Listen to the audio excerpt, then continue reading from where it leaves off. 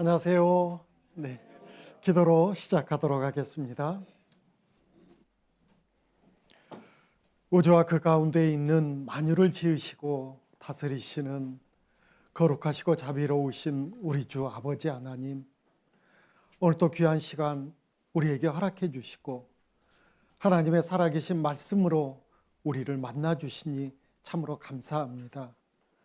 이 시간도 성령님께서 듣는 모든 사람들의 마음과 생각을 붙잡아 주시며 하나님의 지혜를 허락해 주셔서 하나님의 말씀을 잘 깨달아 믿을 수 있게 도와주시길 간절히 기도합니다.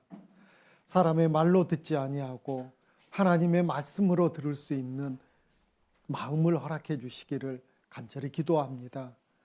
또 전하는 자와 함께해 주셔서 하나님의 말씀을 오늘 또 쉽고 명확하게 증거할 수 있도록 도와주시기를 간절히 기도합니다.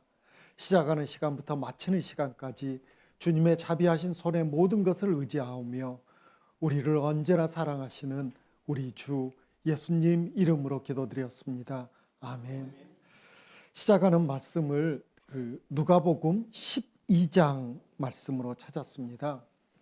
누가복음 12장 16절로 21절 말씀입니다. 신약성경 누가복음 12장 16절로 21절 말씀입니다. 신약성경 115페이지쯤에 있습니다. 누가복음 12장 16절로 21절 말씀, 제가 먼저 몇 구절을 쭉 읽도록 하겠습니다. 누가복음 12장 16절입니다. 또 비유로 저희에게 일러 가라사대 한 부자가 그 밭에 소출이 풍성하매 심중에 생각하여 가로되 내가 곡식 쌓아둘 곳이 없으니 어찌할꼬 하고 또 가로되 내가 이렇게 하리라 내 곡간을 헐고 더 크게 짓고 내 모든 곡식과 물건을 거기 쌓아두리라. 또 내가 내 영혼에게 이르되 영혼아 여러 해 쓸 물건을 많이 쌓아 두었으니 평안히 쉬고 먹고 마시고 즐거워하자 하리라 하되. 20절 21절은 같이 읽도록 하겠습니다. 하나님은 이르시되 어리석은 자여 오늘 밤에 내 영혼을 도로 찾으리니 그러면 내 예비한 것이 네 것이 되겠느냐 하셨으니 자기를 위하여 재물을 쌓아두고 하나님께 대하여 부요치 못한 자가 이와 같으니라. 네. 예수님께서 해주신 말씀인데요, 예수님 앞에 많은 사람들이 모여들었습니다. 그때 예수님께서는 그 많은 사람들의 병도 고쳐주시고 또 마음의 위로도 해주셨지만 여러 가지 하나님의 말씀을 전해주시는 가운데 오늘 이 말씀을 여러 무리들 앞에서 전해주셨습니다. 사람들이 늘 부러워하는 한 사람을 주님은 지금 소개해주고 있거든요. 부자라고 딱 말씀하고 계십니다. 사람들은 부자 되기를 소망하죠. 야, 내가 부자 되었으면 좋겠다. 또 우리 부모님이 부자였으면 얼마나 좋을까. 또 요즘 어떤 젊은 사람들은 우리 할아버지가 부자였기를 그러신다더라고요. 그러면 나는 그야말로 태어날 때부터 금수저를 입에 물고 태어났는데, 근데 우리 할아버지도 가난했고 우리 아버지도 가난했고, 그러니까 내 입에는 금수저가 아닌 흙수저가. 그래서 내 인생이 이렇게 힘들다라고 생각합니다. 그래서 많은 사람들은 부자 되기를 소망합니다. 내가 부자 되기 위해서는 돈을 많이 벌어야 되겠고, 돈을 많이 벌기 위해서는 좋은 직업을 가져야 되겠고, 좋은 직업을 갖기 위해서는 좋은 학교를 나와야 될 것 같고, 뭐 이러면서 정말 모든 인생 부자 되고자 하는 그 길을 향해서 많은 사람들이 달려갑니다. 요즘 대학을 왜 갑니까? 라고 대학 신입생들에게 물어보면 예전하고 달라진 것 같습니다. 예전에는 속마음은 그런 게 아닐지라도 입으로는 제가 대학을 가는 것은 학문을 연구하고 그 다음에 진리를 탐구해서 뭔가 인류에 공헌할 수 있는 그런 사람이 되기 위해서 저는 대학을 갑니다 라고 말했던 적이 있었는데요. 지금은 대학을 왜 갑니까? 그러면 직장에 들어가는 어떤 과정이라고 생각하기 때문에 대학을 간다라고 그렇게 많은 사람들이 그렇게 이야기하거든요. 저전 모든 사람들 부자 되기를 소망합니다. 그런데 지금 예수님이 소개해 준 이 사람은 부자입니다. 부자인데 더 큰 부자가 됐습니다. 한 해에는 농사 지었는데 소출이 풍성해 가지고요. 곡식을 쌓아둘 창고가 부족할 정도로 그렇게 큰 부를 얻었거든요. 그래서 그가 생각했습니다. 꾀를 냈습니다. 어떻게 하면 내 인생 남은 여생 즐겁게 살아볼까? 아, 지금 있는 창고 가지고는 안 돼. 그래서 창고를 헐고 더 크게 짓고 거기에 모든 것을 쌓아놓고 이제 행복하게 살아보려고 하는 거죠. 그런데 이 부자는 뭔가 잘못 생각하고 있는 게 있습니다. 우리가 첫날부터 쭉 배워오신 분들, 또 말씀을 잘 들으신 분들은 아, 이 부자가 뭘 잘못 생각하고 있는지 아마 눈치채셨을 겁니다. 그가 자기 영혼에게 뭐라고 말하고 있습니까? 내 영혼에게 이르기를 영혼아 여러 해 쓸 물건을 많이 쌓아두었으니 평안히 쉬고 먹고 마시고 즐거워하자라고 19절에 지금 이야기하고 있거든요. 내 속에 있는 영혼은 먹을 수 있습니까? 뭘 먹습니까? 아니잖아요. 그런데 이 부자는 영에 대한 지식이 너무 없었던 거죠. 영혼은 결코 그거 잘 먹은다 해서 영혼이 행복해지는 게 아님에도 불구하고 영혼을 모르기 때문에 그저 몸이 요구하는 것이 전부인 것처럼 생각하고 있거든요. 몸은 하루에 부자락해서 10끼, 20끼 먹을 수 있습니까? 하루에 부자락해서 침대를 한 10개 침대를 돌아가면서 이렇게 잠잘 수 있습니까? 그러면 또 뜬으로 나를 셀 겁니다. 그럴 수 없거든요.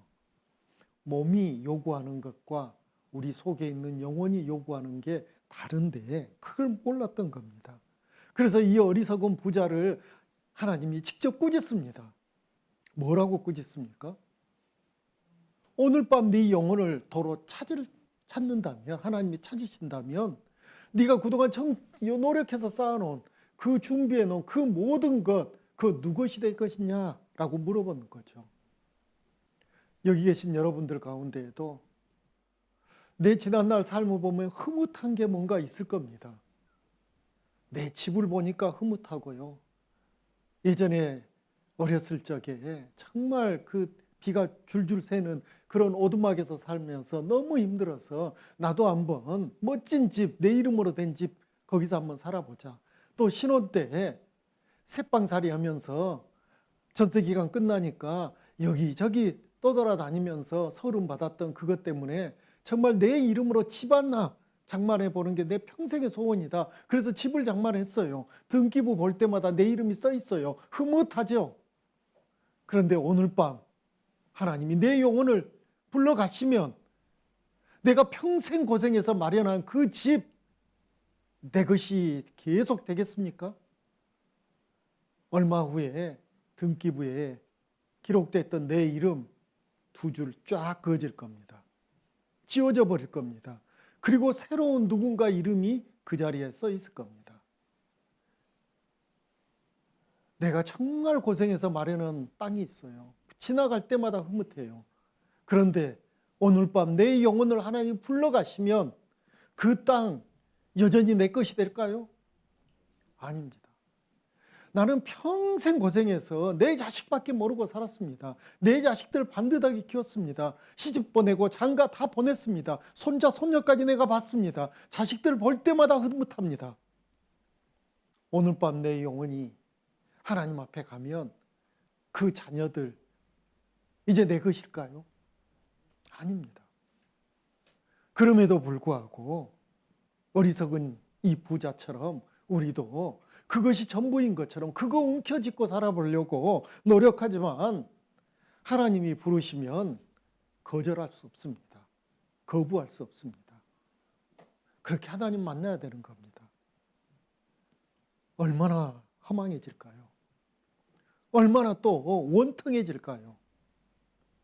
준비 못한 것 때문에 하나님 만날 예비할 것을 예비해야 되는데 예비 못한 것 때문이죠.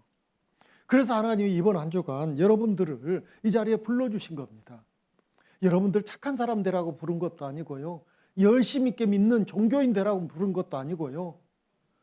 이 부자처럼 어리석은 인생 살지 말라고요. 그래서 불러주셨습니다. 이제 우리는 그 하나님 부르심에 응답해야 됩니다. 언젠가 우리 모두에게 찾아올 그 날이 있거든요. 하나님이 부르신 그 날이요. 그 날을 어제 우리는 배웠습니다. 죽음이라고요. 죽는 날이요. 하나님 앞에 가는 그 날이요. 그런데 모든 사람은 소망한 게 있습니다. 이상하게 교회를 다닌 사람이건 안 다닌 사람이건 배운 사람이건 못 배운 사람이건 모든 사람이 소망하는 게 있어요. 영원한 삶을 살고 싶거든요.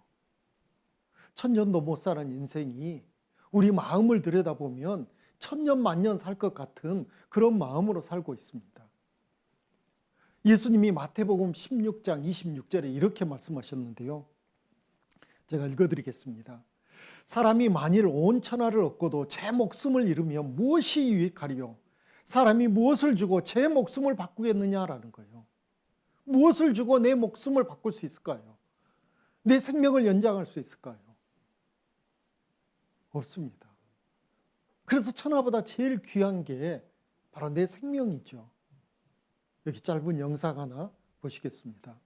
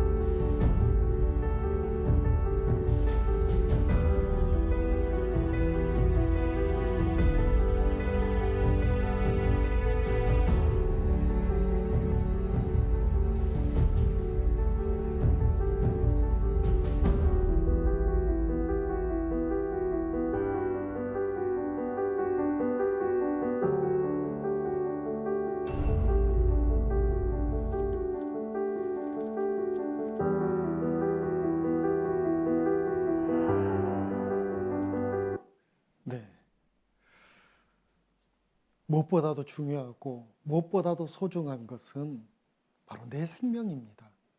그러나 우리는 압니다. 이 땅에서는 영원히 살 수 없다라는 것을. 이 땅에서는 기껏 살아봤자 70, 80 그 세월을 삽니다. 그 가운데 화내고 짜증내고 원망하고 힘들고 이런 세월들 다 빼고 나면 정말 내가 진짜 웃으면서 행복한 그 시간은 진짜 얼마 안 될 겁니다. 그럼에도 불구하고 우리는 이 땅을 살아야 되고 또 반드시 이 땅 사는 동안에 준비하고 얻어야 될 것, 이 성경에서는 바로 영원한 생명을 준비하라는 거죠. 그러면 영원한 생명을 도대체 어떻게 해야지 얻을 수 있습니까? 라는 그 질문에 성경은 명확하게 대답해 주십니다.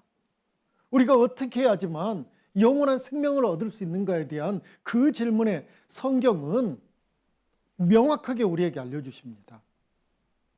바로 요한복음 17장 3절입니다. 요한복음 17장 3절 같이 한번 천천히 읽어보겠습니다.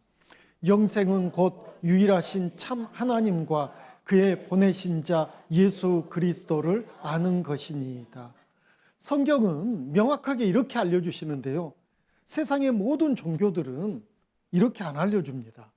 세상의 모든 종교는, 그리고 성경 하나님의 말씀을 통해서 진리를 깨닫지 못한 교회 다니는 많은 사람도 성경에 있는 모든 종교들과 같은 생각을 가지고 있습니다. 그게 뭐냐면요, 영원한 생명을 얻는 것, 천국 가는 것 어떻게 갑니까? 그러면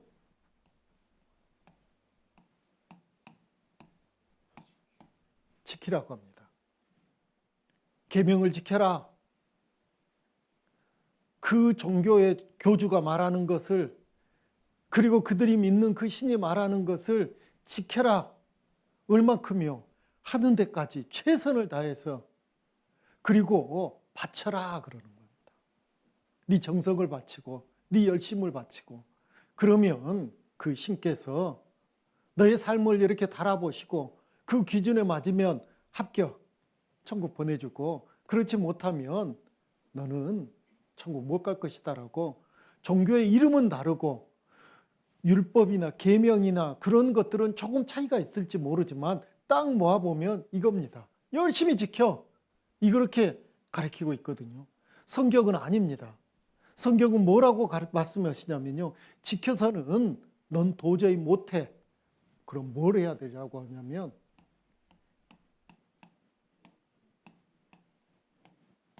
믿으라라고 가르치는 거죠.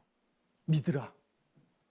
그런데 믿으려고 하면요, 모르는 것을 믿을 수 있을까요? 모르는 것을 믿을 수 있습니까? 그렇게 믿는 사람들이 바로 맹신자거든요. 맹신자. 교회 다니면서도 맹신자들 많습니다. 믿는다 하고 나는 믿는 사람입니다 하는데 구체적인 내용이 없어요. 그저 믿는데요. 그게 교회를 왔다 갔다 하는 것뿐인데 자기는 믿는 자라는 거예요. 예배에 참석해서 찬송 좀 부르고요, 기도하고요, 헌금 좀 하고요. 그리고 성경 읽어봤던 것 가운데 몇몇 말씀이 기억나니까 아는 척 좀 했고요. 그러면 믿는 사람이래요. 아니죠. 내용이 중요하죠. 무엇을 믿는지. 모르는 것을 믿을 수 없거든요. 그래서 요한복음 17장 3절, 오늘 방금 읽었던 그 말씀이 그 부분을 말씀하고 계시거든요. 영생은 곧 유일하신 참 하나님과 그의 보내신 자 예수 그리스도를 아는 것이요. 아는 것이요. 그래서 성경 말씀을 제대로 알아보는 것이 결국 믿는 것입니다. 모르는 것을 믿을 수는 없거든요. 자, 그러면요, 영생 얻은 것을 믿어야 되는데, 그 믿으면 영생을 얻을 수 있는데 요한복음 17장 3절에는 두 가지였습니다. 첫 번째는 유일하신 참 하나님. 여기에 굳이 왜 참이라고 붙어 있을까요? 거짓이 너무 많으니까요. 참 하나님. 그리고 두 번째는 그의 보내신 자 예수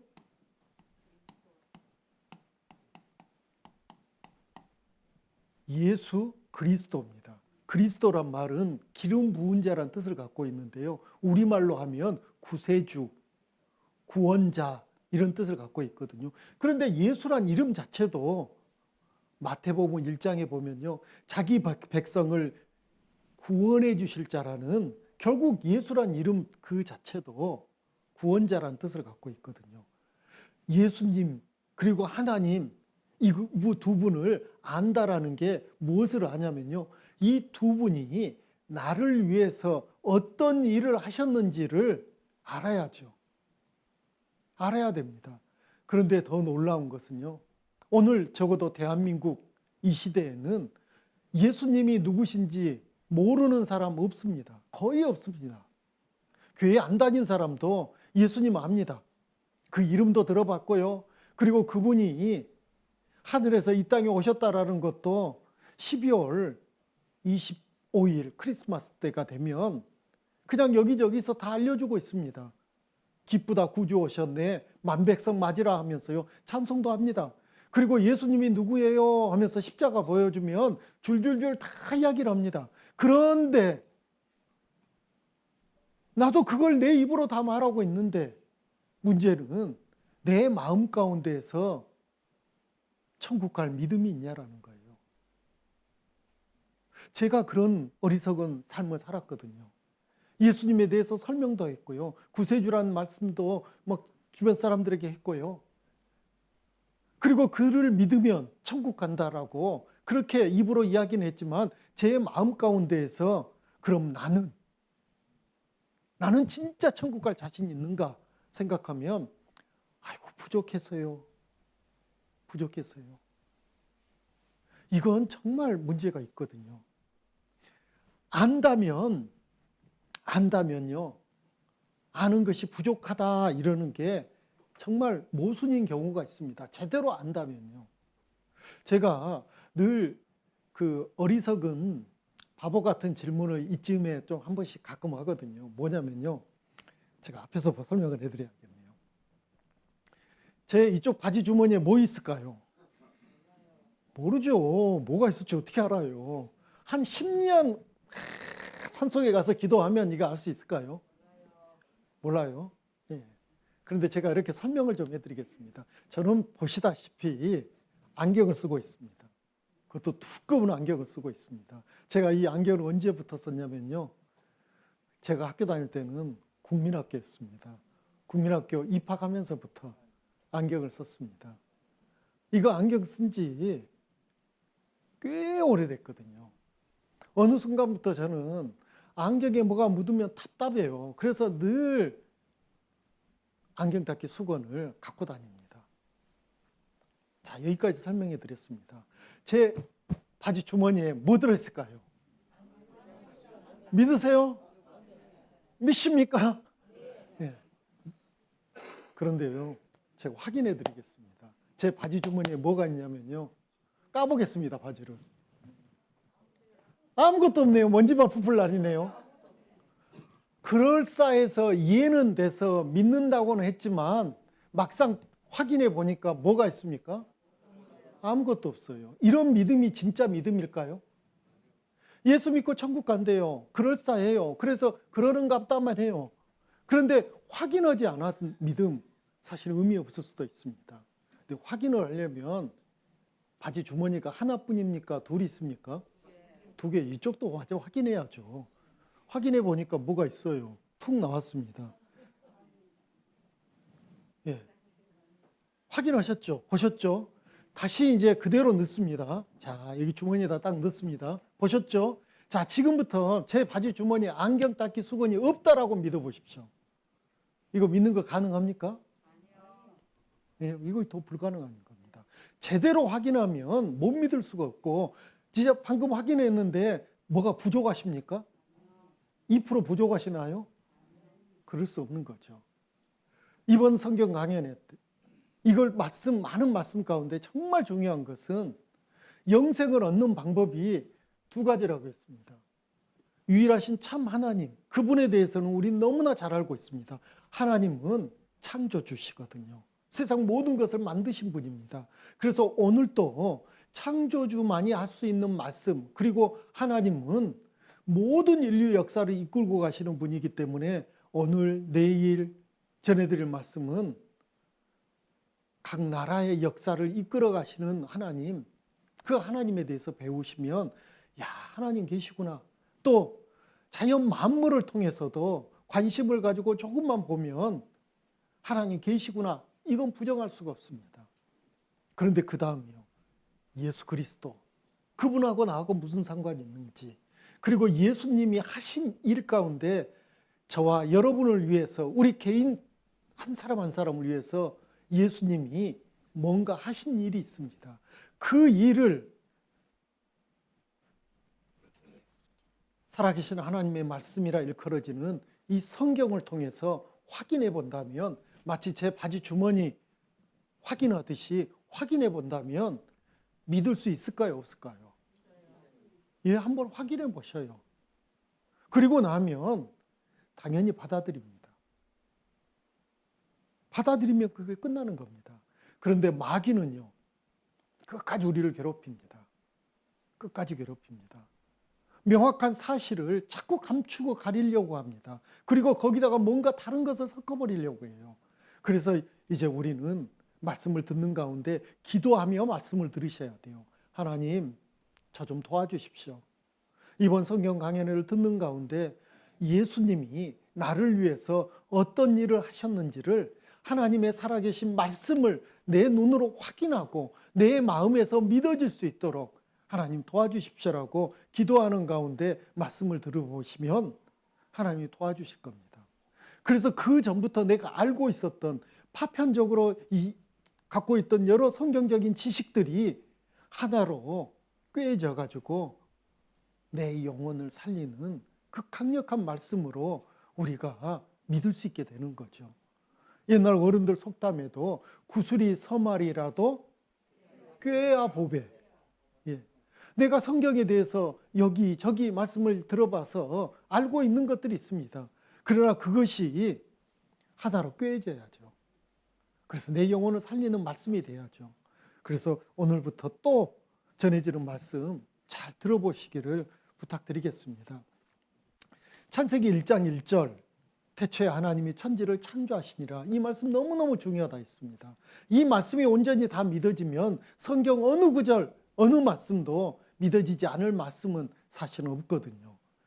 태초에 아무것도 없었을 때 하나님 그 한 분께서 하늘과 땅에 있는 그 모든 것, 눈에 보이는 것, 보이지 않는 것, 그 모든 것을 만드셨습니다. 그 하늘과 땅에 있는 그 모든 것 가운데 하나님이 가장 귀하게 보시는 게 뭐였습니까? 사람. 이렇게 대답하면 90점. 100점짜리 대답은 뭘까요? 예, 맞습니다. 나요. 이렇게 늙고 보잘것없는 나, 가진 것 없는 나, 세상에서 이리 치이고 저리 치여가지고 그렇게 살고 있던 나를 하나님은 천하보다 귀하게 여기시는 거예요.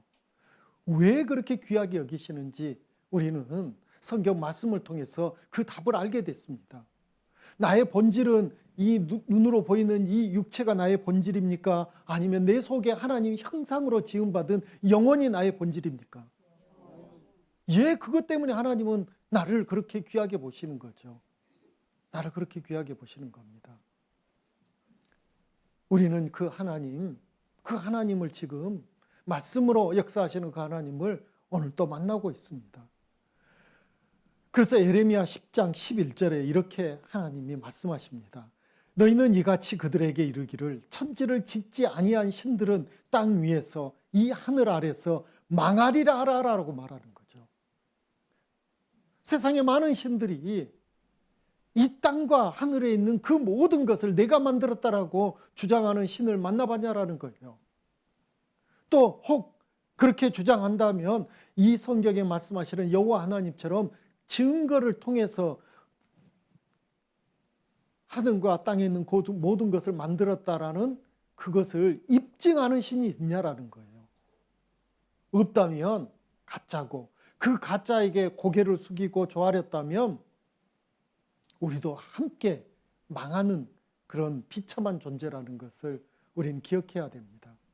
지금까지 살면서 하나님 아닌 다른 것에 고개를 조아리면서 복달라고 빌었다면 하나님 앞에 너무나 큰 죄를 지은 것이고, 교회를 다녔지만 참 하나님을 알지 못하며 우상들과 하나의 모습으로 하나님을 여전히 섬기고 있었다면 그것 또한 하나님 앞에 큰 벌 받을 죄라는 것을 우리 양심이 우리에게 일깨워 줄 겁니다.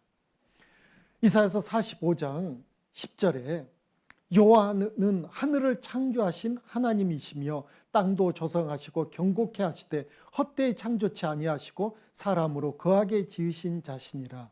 그 말씀에 나는 여호와라 나 외에 다른 이가 없느니라 라고 말씀하셔요. 다른 이가 없다라는 거예요. 어떤 사람들은 이렇게 고약한 마음을 드러내는 사람들이 있어요. 교회 다니는 사람들, 그 믿는 하나님은 참 고약한 분이다. 왜요? 왜 그 하나님은 자기만 진짜 신이라고 다른 신들은 인정해 주지 않느냐? 너무 편협됐다. 이렇게 비난하는 사람들이 있거든요. 어떻게 보면 그런 것 같아요. 이 신도 옳다 인정해주고 저 신도 옳다 인정해주고 그런 마음이 넓은 사람인 것 같이 느껴지기도 해요. 그러나 생명과 연결된 것은 그런 게 아닙니다. 어느 날 아들이 집에 딱 모처럼 찾아와가지고 어머니가 저를 낳아주시고 고생해주시고 키워주신 거 잘 알고 있지만 이제부터서는 저는 마음이 넓은 사람이 되기로 했습니다. 그래서 어머니만 어머님으로 모시는 게 아니고 세상에 마음씨 착한 아주머니들 있으면 다 그분들을 내 어머니로 모시겠습니다. 그래서 어머니에게 명절에 좀 안 오더라도 이해해 주셔요. 내가 그런 분들 다 모셔야 되니까 어머니로 모셔야 되니까 어머니에게는 명절에도 좀 못 올 수도 있고 어머니 생신에도 못 올 수도 있고 전화로 못 드릴 수도 있고 그러니 이해해 주셔요 하고 간다면 아이고 우리 아들 훌륭하네 그러시겠습니까? 이놈 미쳤구나 그러죠. 제정신이 아니구나 그렇죠.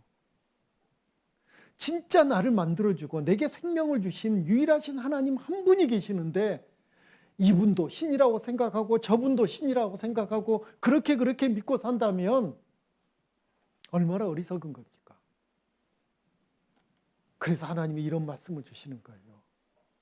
나는 여호와라 나 외에 다른 이가 없느니라 라고 말씀하고 계십니다. 그래서 이제 우리는 하나님을 믿으려면 하나님이 세상 모든 것을 창조하시고 모든 인류의 역사를 이끌고 계신 분이라는 것을 믿으려면 증거를 통해서 믿어야죠. 어제 첫사람 아담 하와가 살았던 에덴 동산 그 신화와 전설이 아니라는 것을 증거를 통해서 마지막 확인했습니다. 그리고 또 후반부에 노아 때 세상에 죄가 관영했을 때 하나님이 죄에 대해서는 심판하는 그 모든 무서운 모습도 성경 말씀을 통해서 우리는 보았습니다. 그럼 그게 역사적인 사실일까요? 실화나 전설일까요? 우리는 확인해야 되거든요. 확인하고 믿는 것이 진짜 믿음이거든요. 홍수의 사건에 관련돼서 여러 가지 궁금한 게 있습니다. 사람들은요. 여러분도 아마 그러셨을 겁니다. 저도 예전에 그랬습니다. 어떤 게 궁금한가 모아봤더니 온 세상을 덮은 물은 어디서 왔는가? 물은 학교 다닐 때 배웠습니다. 순환한다고. 우주 밖으로 물은 단 한 방울도 날아가지 않거든요. 이 땅에서 계속 대기 안에서 순환하고 있습니다. 그러면 노아 홍수 때 그 물 도대체 어디서 온 물이며 그 물은 지금 어디에 있는지 우리는 알아봐야 됩니다.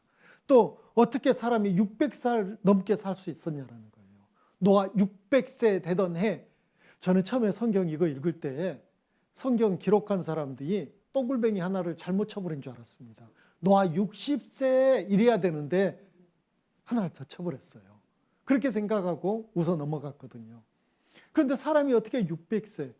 아니요. 또 다른 성경에 보면 900세가 넘게 이 땅 사는 사람들의 일이 기록되어 있거든요. 그럼 진짜 그럴 수 있었을까죠? 예, 그것도 한번 알아봐야 됩니다. 그런데 하나님은 알 수 있는 근거를 성경에 두셨거든요. 여기 창세기 1장 6절로 8절이 둘째 날 하나님이 세상을 만드신 그 일이 기록되어 있습니다. 제가 다시 읽어드리겠습니다. 하나님의 가라사대 물 가운데 궁창이 있어 물과 물로 나누게 하라 하시고 하나님이 궁창을 만드사 궁창 아래의 물과 궁창 위의 물로 나누게 하시매 그대로 되니라. 하나님이 궁창을 하늘이라 칭하시니라. 하늘 위에도 물이 있었고 하늘 아래에도 물이 있었다라는 거죠. 원래 처음 세상이 만들어질 때는요. 하늘 위에 있는 물, 하늘 아래에 있는 물, 하늘 아래에 있는 물은 지금도 있습니다. 바다죠. 근데 하늘 위에 물이 있었다라는 거예요. 그 물이 노아 때에 하늘에 창들이 열리며라고 성경은 표현되어 있습니다. 하늘에서 이 물이 땅으로 쏟아진 거죠.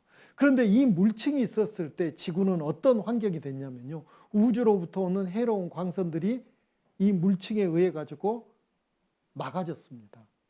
그래서 아주 고주파 광선만 지구에 도달할 수 있었기 때문에 지구는 천연 의료기 안에 있는 상태가 된 거죠.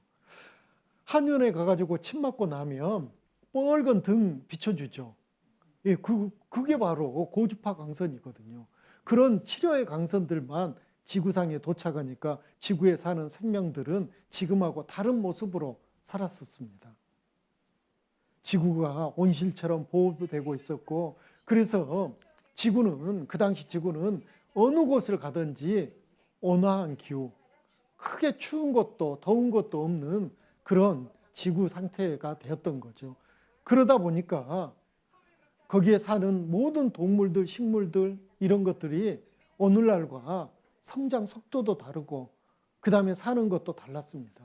그래서 유명한 대학 교수님이 이렇게 신문에 발표했는데요. 인간 수명 900살 가능했다. 좋겠죠. 900살 살면. 가능합니다. 근데 단 조건이 있어요. 노아 홍수전과 같은 환경이었을 때는 충분히 그렇게 살 수 있었다라는 거죠. 그 증거로 화석들이 있습니다. 홍수 사건 이전에 살던 그 생물들의 화석을 보면 여기 이끼가 60cm, 여기 나비가 56cm, 잠자리가 1m, 1m짜리 잠자리 보셨습니까? 소라가 1.5m, 소라 하나면 뭐 여기 있는 분들 다 푸짐하게 드시겠네요. 새우가 2m, 와, 악어가 15m, 아이고 무서워라. 소가 9m, 소 한 마리 잡으면 온 강동 식구 동네 사람들 다 잔치하고도 남겠네요. 이렇게 화석들을 보면 모양은 오늘날과 똑같은데 사이즈가 다른 거죠. 여기 잠자리, 날개가 1m짜리 잠자리 화석이 실제로 발견이 됐다는 것은 이런 잠자리가 있었단 말이에요? 없었단 말이에요? 있었어요. 언제요? 홍수 이전에. 예, 환경이 달랐다는 거죠. 그래서 홍수 이후에 역사를 보면 인간의 수명이 급격하게 감소가 돼가지고 다윗 왕 시절에는 오늘날 우리하고 수명이 별로 차이가 나지 않습니다. 그런 것들을 보면 홍수 이전의 환경이 어땠던지 우리가 짐작할 수 있습니다. 600살, 900살 충분히 가능했던 시대였습니다. 또 의문을 갖는 게 세상 모든 짐승을 한 쌍씩 배에 태울 수가 있냐라는 거예요. 방주에 태울 수가 있냐라는 거예요. 그렇게 방주가 크냐라는 거예요. 의문을 가졌습니다. 그런데 그것 역시 먼저 그 많은 동물이 어떻게 방주에 다 탔냐 하는 문제다.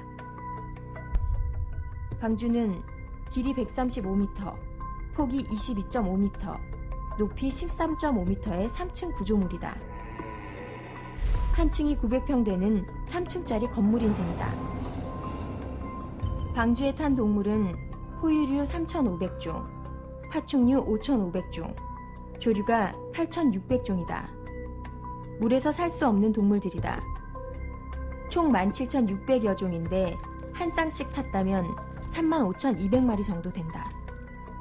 이 동물들의 평균 크기는 양 정도다. 그런데 방주에는 양이 무려 12만 5천 마리 이상 들어갈 수 있다. 즉, 모든 종의 동물이 3쌍씩 들어갈 수 있다는 말이다. 만약 새끼들이었다면 훨씬 더 많이 태울 수 있다.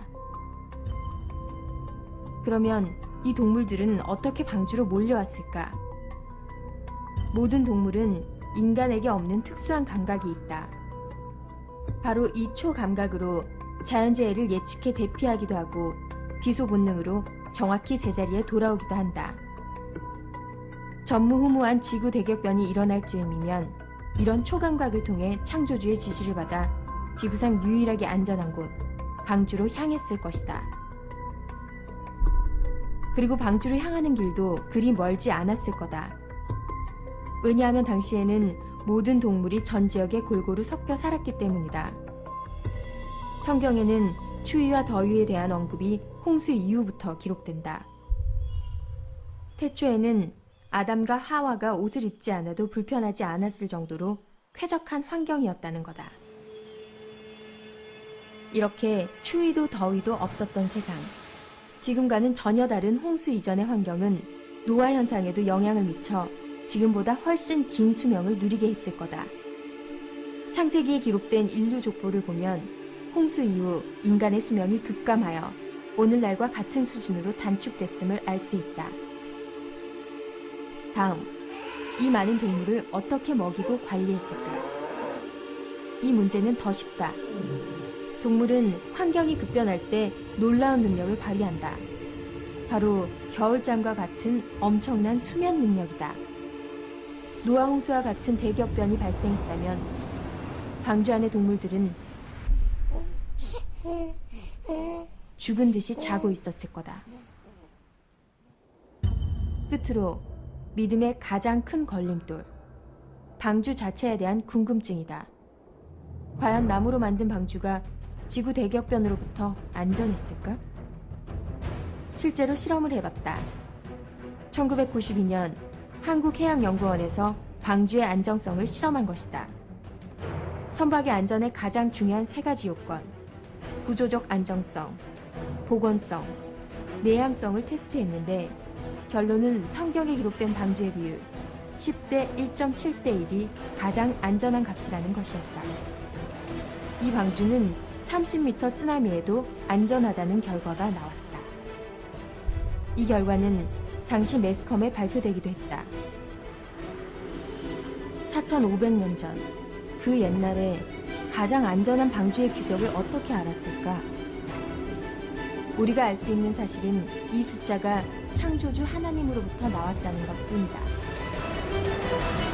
네, 방주 참 신비하지만 조금만 따져보면 하나님의 솜씨가 그 속에 있었기 때문에 모든 것이 다 이해됩니다. 또 온 세상 덮은 물은 어디로 갔을까? 분명히 바람으로 하나님이 그 물을 물러가게 해서 묻이 다시 드러나게 해주셨다는데 그럼 그 물이 어디에 있냐라는 거예요. 물이 물러가는 그 흔적들 전 지구 어디를 가나 확인할 수 있습니다. 어디를 가나요? 지구의 지표면을 보면 대부분이 퇴적층이거든요. 물에 의해 가지고 흙이 쌓여 있는 그 지표를 우리는 어디 가나 확인할 수 있습니다. 또 성경을 보면 시편 33편 7절에 저가 바닷물을 모아 무더기같이 쌓으시며 바닷물을 쌓으시며라고 했어요. 물을 어떻게 쌓습니까? 깊은 물을 곳간에 두시는도다. 큰 깊은 물을 곳간에 두셔가지고 물을 가두셨다는데 그 이 말씀이 바로 욥기 37장 9절 10절 말씀을 보면 아 이렇게 물이 쌓였구나 다 이해가 됩니다. 남방 밀실에서는 광풍이 이르고 북방에서는 찬 기운이 이르며 하나님의 부시는 기운에 얼음이 얼고 물의 넓이가 줄어지느니라. 이제 뭐 이 말씀을 딱 들어보면 남극과 북극에 있는 뭐가 생각이 나신가요? 예, 빙산이요. 예, 무더기 같이 바람을 불어서 물을 얼려서 또 얼려서 쌓아놨다라는 겁니다. 그 빙산이 요즘 녹고 있습니다. 어마어마한 높은 빙산들이요. 오늘 뉴스를 봐도 북극에 있는 섬, 얼음으로 되어 있는 북극에 있는 섬 하나가 사라져버렸다라는 뉴스도 또 나오더라고요. 이렇게 높은 산처럼 쌓여있는 이 얼음층들이 지금 점점 녹고 있습니다. 그런데 어제 우리는 기억하는 말씀이 있습니다. 홍수 사건 이후에 하나님이 무지개를 통해서 약속해 주신 게 있죠. 다시는 온 세상을 홍수로 멸망하지는 않는다라는 그 말씀이 있거든요.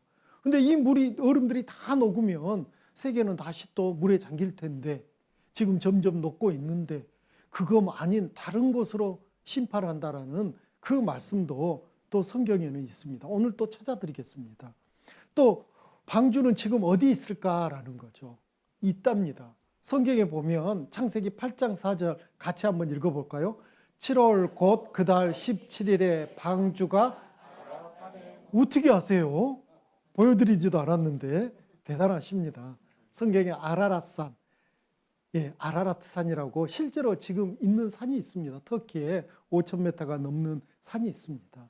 신문에 보도가 됩니다. 성소 속 노아 방주가 다 녹고 터키 아라랏산 효과음을 좀 넣습니다. 이쯤 되면 주무시는 분들이 가끔씩 생기거든요. 그래서 잠 깨시라고 효과음을 좀 넣습니다. 터키 아라랏산 실제로 있는데요. 그 산이 바로 5,165m.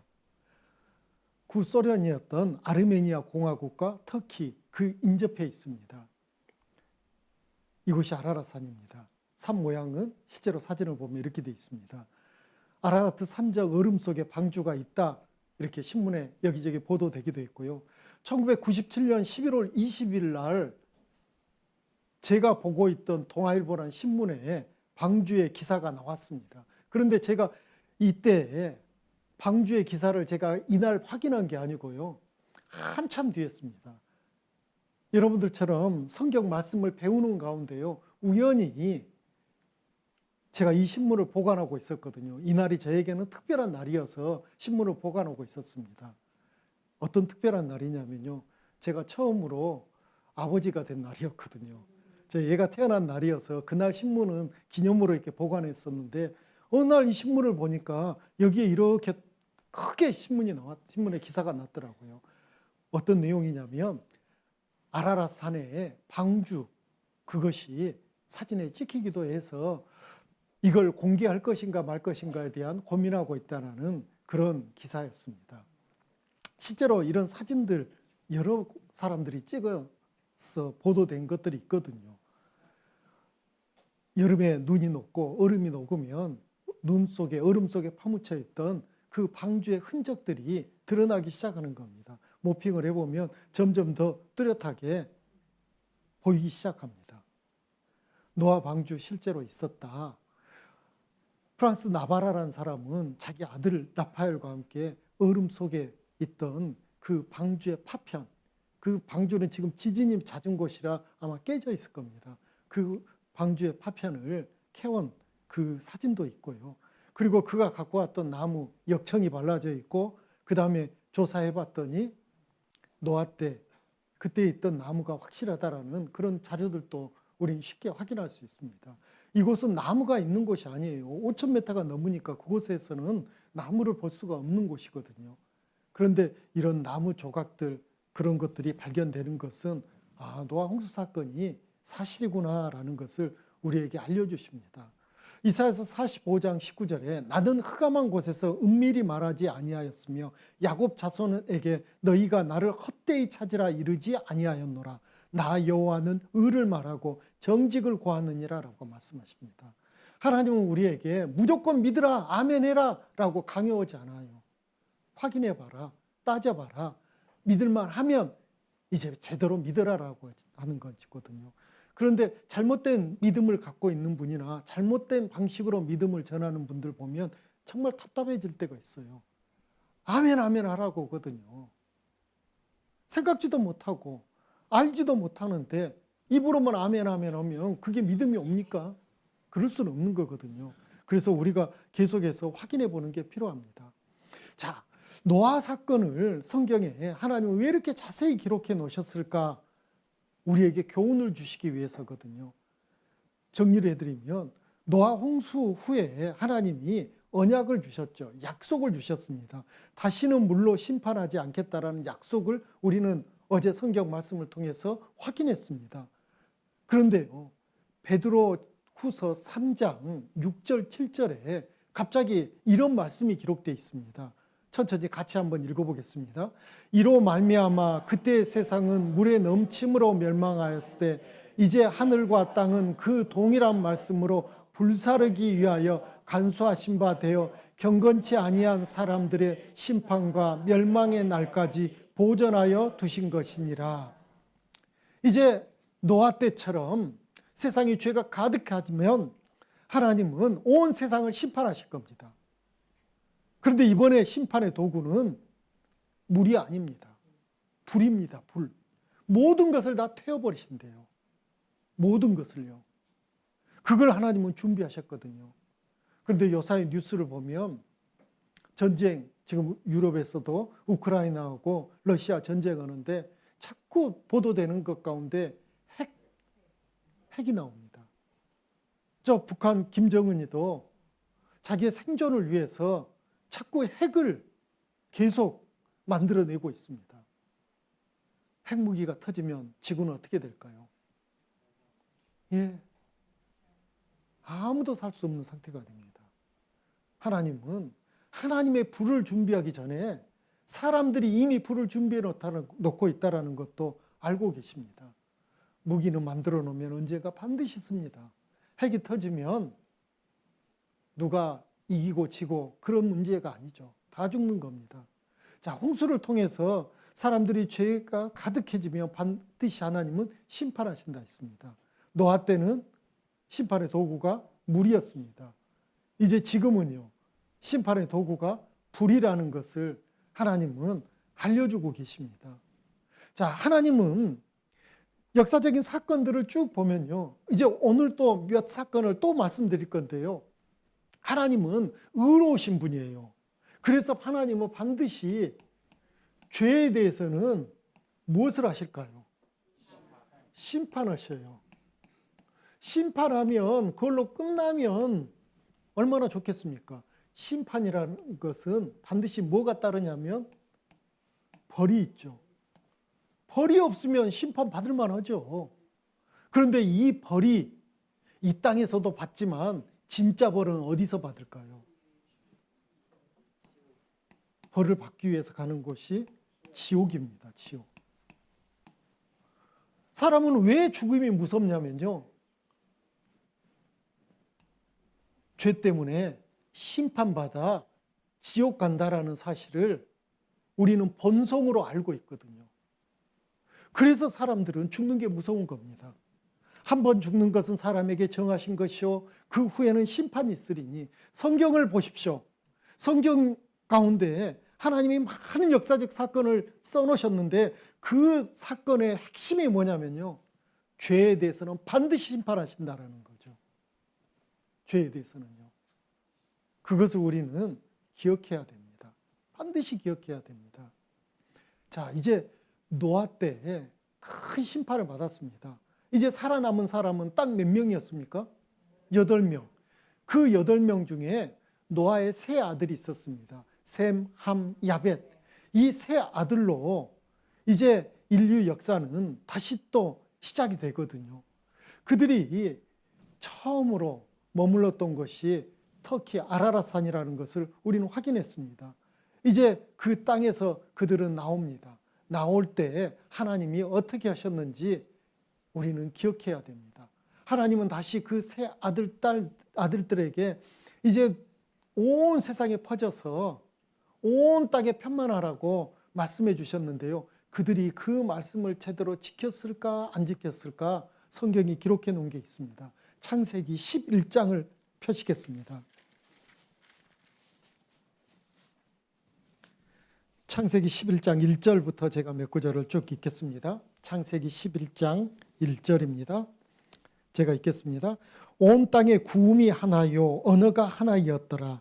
이에 그들이 동방으로 옮기다가 신할 평지를 만나 거기 거하고 서로 말하되 자 벽돌을 만들어 견고히 굽자 하고 이에 벽돌로 돌을 대신하며 역청으로 진흙을 대신하고 또 말하되 자 성과 대를 쌓아 대 꼭대기를 하늘에 닿게 하여 우리 이름을 내고 온 지면에 흩어짐을 면하자 하였더니 여호와께서 인생들에 쌓는 성과 대를 보시려고 강림하셨더라.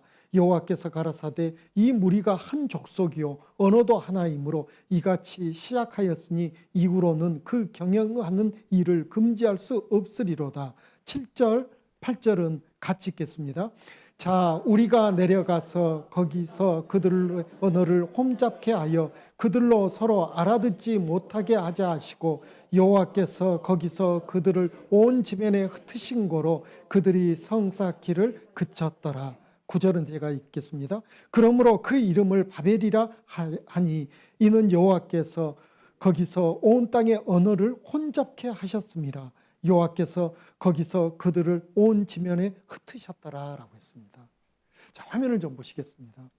아라랏산에 머물렀던 노아의 그 자녀들이 이제 흩어져야 되는데 신할 평지를 만납니다. 너무나 살기 좋은 곳입니다. 곡식도 잘 되고 짐승 키우기도 좋고 두 강이 있어서 물이 풍부하고 그래서 거기서 흩어지지 말자. 하나님 말씀은 온 땅에 흩어져라 했는데요. 그들은 흩어지지 말자라는 거죠. 그리고 거기서 우리 이름을 내고 우리 여기서 행복하게 살아보자. 그러니까 하나님이 그들을 흩으시는 방법이 언어를 혼잡하게 해버렸다는 겁니다. 말을 서로 알아들 수가 없는 거예요. 그들이 흩어지지 않고 다 모이겠어 높은 탑을 쌓는데요. 그 탑을 바벨탑이라 이렇게 부르고 있거든요. 많은 보도들이 있습니다. 바벨탑 진짜 있었을까? 또 많은 고고학자들이 그 탑의 흔적을 찾아보려고 나섰습니다. 찾아냈습니다. 바벨탑 이라크 알리 부근에 있다라는 것도 찾아냈고요. 그 흔적도 발견해냈습니다. 예전에 알렉산더 대왕도 그 탑, 흐물어진 그 탑을 보고 다시 복원하려고 했다가 포기했다라는 그런 기록도 남아 있습니다. 그 바벨탑, 오늘 이라크 땅에 가면 그 흔적들이 그대로 있다는 것을 우리는 알고 있습니다.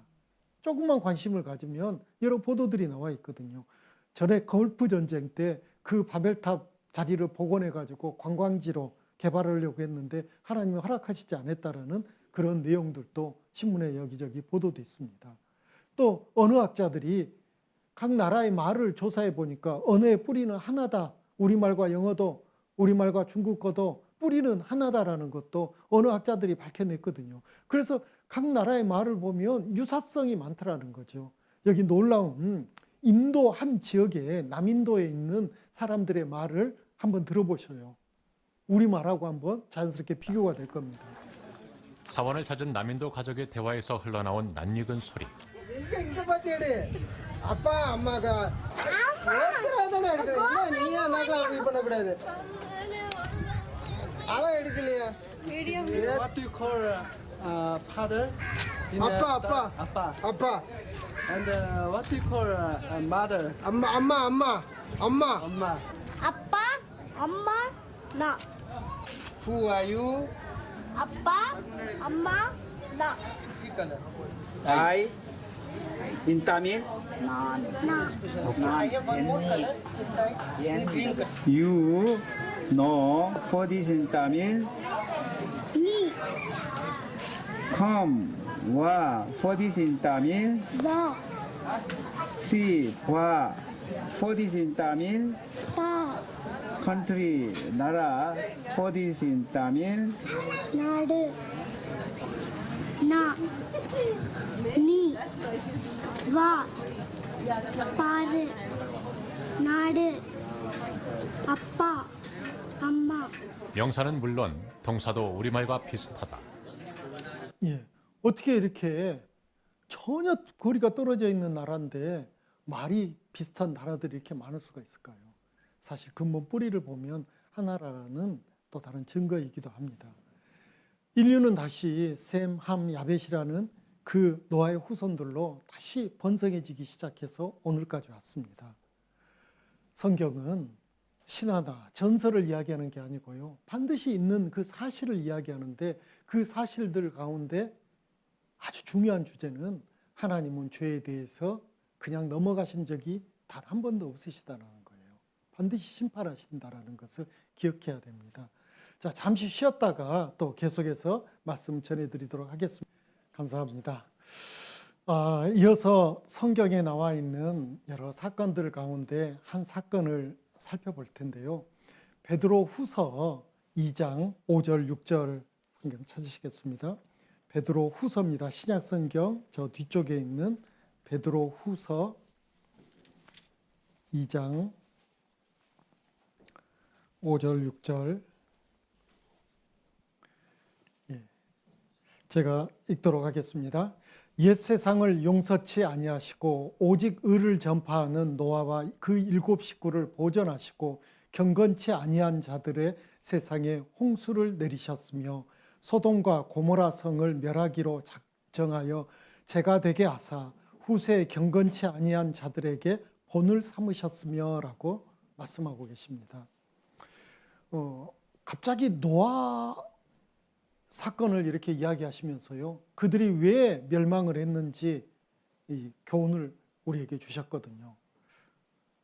세상이 죄가 가득했을 때 또 노아를 통해서 하나님의 피할 길을 알려주셨음에도 불구하고 그 당시 많은 사람들이 그걸 따르지 않았거든요. 그래서 그들이 다 멸망했다라는 거 알려주시면서 갑자기 소돔과 고모라 성이 멸망했다라는 그 창세기 19장에 나와 있는 그 사건을 베드로 후서에 언급하고 있습니다. 소돔과 고모라, 우리는 알고 있습니다. 소돔, 고모라 땅 하면 죄악이 충만한 도시라는 것을 우린 기억합니다. 어떤 죄가 충만했냐면요, 그 가운데 성적인 죄요. 사람들이 하나님께서는 한 남자 한 여자에게 부부로서 살도록 했고 거기서 자녀가 태어나도록 이렇게 정해 놓으셨는데 그 당시 사람들은 자기 원하는 대로 물란하게 이 사람 저 사람 그냥 원하는 대로 그렇게 사는 그런 모습을 보고 죄가 충만하다라는 거죠. 그 땅을 하나님은 이제 벌을 주시기로 합니다. 그런데 그 벌을 주실 때도 그냥 주시는 게 아니고 창세기 19장에 보면 그 18장을 보면 의로운 롯을 통해서 그 기도를 하나님 들으십니다. 롯이 50명만 의인이 이 도시에 있다면 하나님 심판하시겠습니까? 아니라는 거죠. 45명은요, 40명은요, 30명은요, 20명은요, 마지막 10명, 의인 10명만 있으면 하나님 벌 주지 않겠다 했는데 안타깝게도 그 소돔 땅에 의인 10명이 없어가지고 결국 그 도시가 전체가 멸망합니다. 그 멸망한 모습이 성경에 보면 하늘에서 불이 내려가지고 멸망했다, 유황불이 내려서 멸망했다라고 나오고 있습니다. 하늘에서 이렇게 불이 비처럼 떨어져서 그 도시가 끔찍하게 멸망했다라고 성경 기록되어 있는데요. 과연 이런 일들이 진짜로 있을 수 있을까? 하늘에서 어떻게 비처럼 불이 떨어지며 한 도시가 전체가 멸망할 수 있을까? 그런데 성경은 있다라는 거죠. 그리고 그들의 죄악이 무엇인지를 에스겔 16장 49절 50절에는 이렇게 말씀하고 있습니다. 에스겔 16장 49절 50절을 제가 천천히 읽겠습니다. 내 아우 소돔의 죄악은 이러하니 그와 그 딸들에게 교만함과 식물의 풍족함과 태평함이 있음이며 또 그가 가난하고 궁핍한 자를 도와주지 아니하며라고 했습니다. 소돔이 멸망하는 죄를 에스겔 선지자를 통해서 우리에게 알려주시는데요. 그들이 교만했다라는 거죠. 어떻게 해요? 식물이 풍부한, 먹을 게 많았고 그들이 태평했대요. 사는 게 너무 평화스럽대요. 그게 그들이 멸망할 죄라고 알려주니까 조금은 이해가 안 됩니다. 그런데 조금 더 생각해 보면 이 말이 무슨 뜻인지 우리는 압니다. 그들은 먹고 사는 게 너무 즐겁고 잘 사니까 거기에 취해가지고 하나님에 대한 생각을 잊어버렸죠. 그리고 무엇이 경건한 삶인지 또 잊어버렸죠. 그저 즐겁게만 살면 돼. 그렇게 생각이 바뀐 겁니다. 그러자 하나님은 더 이상 참지 못하시고 벌을 주시거든요. 오늘날 우리의 모습을 봐도 그래요. 예전에 시골에서 열심히 농사일 하다가 가을 거지 끝나면 관광버스 빌려가지고 놀러 다닙니다. 꽃놀이 다닙니다. 그런데 그 차 안에서 모습을 사진으로 찍어가지고 자식들 앞에 비춰주면 자랑스러울까요? 술에 취해가지고 뒤엉켜가지고 서로 붙잡고 그런 모습들을 보면 끔찍합니다. 그런데 그 사람들은 그게 좋다고 즐거워합니다. 죄를 죄인지도 몰라요. 그렇게 삽니다. 또 요사이 먹을 것이 많아지고 먹고 사는 문제 풍성해지고 그러면 그 다음에는 사람들이 어떻게 된가요? 오직 인생을 즐기는 데만 온 힘을 다하는 거죠. 즐기는 데만요. 어떻게 즐겨볼까? 어디 맛있는 데 있는가 찾아다녀 보고요. 어디 멋진 데 있는가 찾아다니고 그리고 그 다음에 즐기고 끝나면 좋은데 그 다음에는 꼭 뭘 하냐면요. 자랑질을 해요. 어디다요? 밥을 먹을 때도 맛있게 감사히 먹으면 되는데 먼저 사진부터 찍어야 돼요. 왜 찍을까요? 이 사진을. 누구한테 자랑하려고. 어디 가서 즐겁게 가족끼리 놀면 되는데 사진부터 찍거든요. 그리고 그걸 어디다 올려요. 그리고 자랑하거든요. 나 이렇게 행복하게 살아. 그런데 그 행복이 과연 얼마나 갈까요? 하나님이 그 모습을 보면 어떤 마음을 가지실까요? 그거 자체가 죄다 이건 아니죠. 먹을 게 많아서 풍족하게 먹고 편안하게 사는 게 죄입니까? 그건 죄가 아니에요. 그런데 놀랍게도 그게 죄라는 거죠. 하나님 보실 때. 예수님도 이와 비슷한 말씀을 하셨는데요. 성경을 찾겠습니다. 마태복음 24장입니다.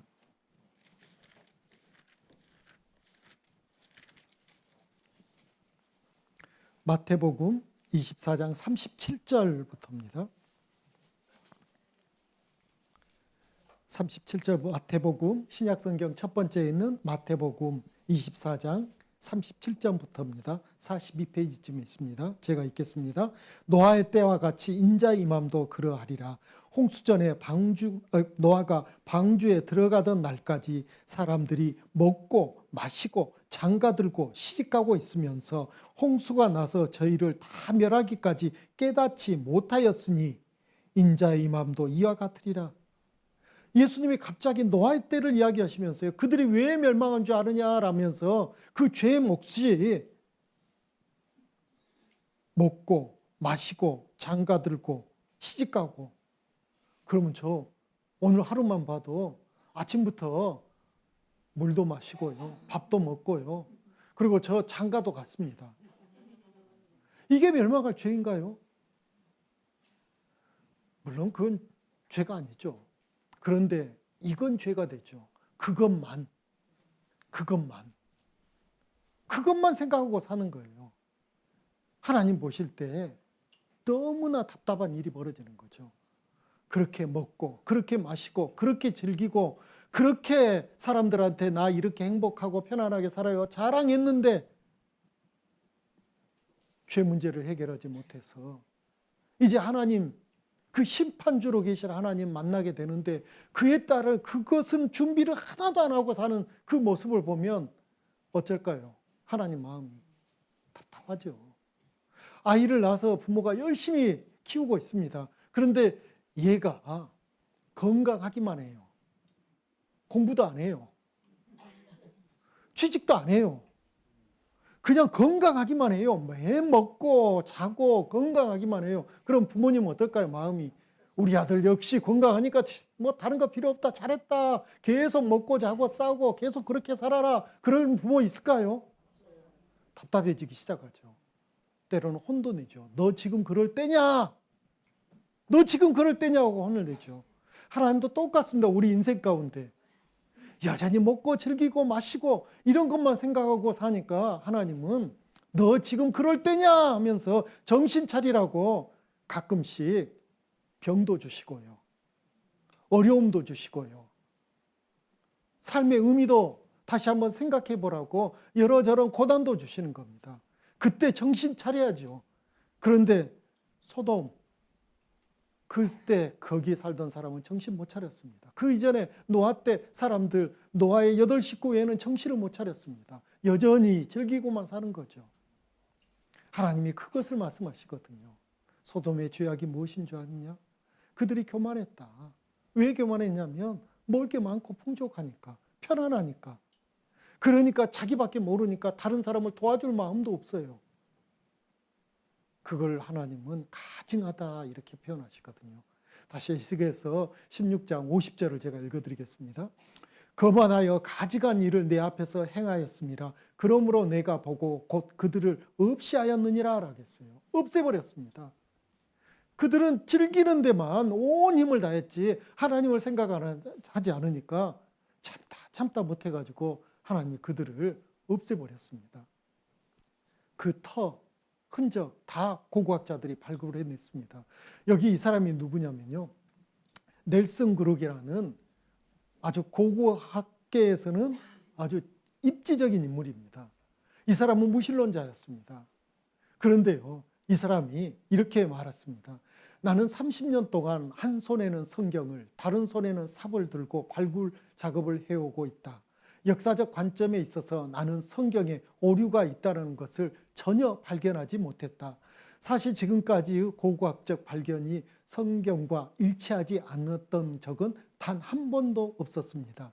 지금까지 찾아낸 수십 가지 고고학적 발굴들은 한결같이 성경의 역사 기록들이 객관적으로나 세부적으로나 아주 정확하다는 것을 증거하고 있습니다라고 그가 이렇게 말하고 그는 이제 하나님을 믿는 사람이 되어버렸습니다. 성경 많은 지명들이 나옵니다. 근데 그 지명들 한결같이 실제로 있었다라는 것을 하나님 믿지 않는 고고학자들이 놀라는 거죠. 야, 성경은 사실이다. 어느 한 구절, 어느 한 말씀 꾸며낸 게 없다라는 거죠. 우리는 기억해야 됩니다. 소돔 고모라 그 자리 다 찾아냈습니다. 로마 대학 발굴에서 토판 문서에서 확인했다라고 보도됩니다. 또 소돔 고모라 성 찾았다라고 또 발굴됐던 그 내용들이 보도되고 있습니다. 영상 하나 보시겠습니다. 사해를 따라 위치한 이 5개의 유적지 중 3개는 발굴됐습니다. 이 유적지들은 갑작스럽게 종말을 맞이했죠. 표면에 재가 한층 덮여 있어 불에 타서 멸망했다는 것을 알 수 있습니다. 또 한 가지 흥미로운 건 이들 유적지가 세워져 있는 곳을 따라 5개의 개울이 있다는 것입니다. 요르단 상부로부터 흘러내려 사해 계곡으로 들어가죠. 그리고 이들 개울의 북쪽 끝 밥 에테라와 누메이라 유적지와 이어진 곳에 몇 개의 공동묘지가 있습니다. 이 공동묘지에 5만 명의 시체가 묻힌 것을 발견했는데 그 당시 이 지역에 상당한 인구가 있었다는 것을 보여주고 있습니다. Everything that's mentioned in the Bible and the story of Sodom and Gomorrah in terms of natural resources and geology and terrain is still here. Hasn't changed very much. Critical element. 그는 성경 속의 초자연적 자원 중 하나로 등장하는 유황은 지금도 이곳의 천연 자원이라고 설명합니다. What do you think that is? I don't know, some sort of chalk? That's almost pure sulfur. Sulfur. Pure sulfur. Very high quality. Tastes like sulfur. And it's throughout the walls here. It's throughout, not just throughout the walls, it's throughout this whole area. The whole area is full of this stuff. Hey, and let's get a couple more of these babies. Okay. And I'll show you what happens to it. Pick it up. Let me show you. You know what happens to sulfur when you light it? Well, it lights. Catches fire. Whoa. Okay. Okay, that smells. Yeah, better put it down. Brimstone just means burning stone in sort of medieval English. Fire and brimstone. This is what they're talking about. How'd you like that coming down on you? This layer is between 20 and 30 centimeters thick. Okay. And then below that you have a much hotter, what I'm interpreting is a hotter burn layer. Whiter is hotter. Whiter is hotter, yeah, that's this ash. So this is not a small fire that got out of control. This is a huge fire that burned everything. It certainly shows up in every part of the city that we've excavated so far. Then that would mean that this whole city was consumed in fire. That would certainly be a strong implication. It appears as if the entire city is burnt and then abandoned. We don't have evidence of occupation after the destruction of this layers. 이 유황은 결정체로서 고온으로 태우거나 요리할 때 생기는 하얀색 황입니다. 지구 열애 때문에 특정 지역에서 발생하는 자연 황과는 전혀 다른 것입니다. 샘플의 분석을 위해 실험실에 가져갔습니다. 각 실어들은 바깥 부분은 제거하고 조심스럽게 분리하여 실험 준비를 했습니다.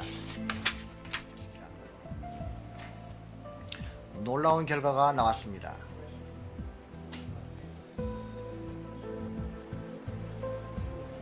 순도 98% 황이었습니다. 이런 황은 지구상 어디서도 찾아볼 수 없습니다.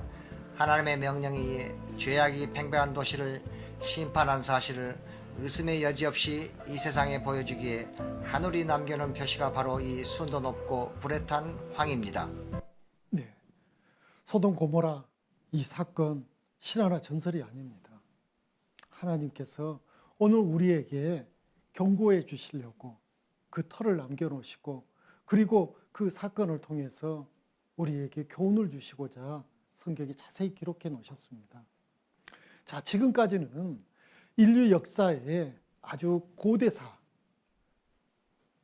살펴봤습니다. 이제부터서는 특별한 성경 한 장을 같이 찾아서 볼 건데요. 창세기 12장입니다. 같이 한번 찾아보시겠습니다.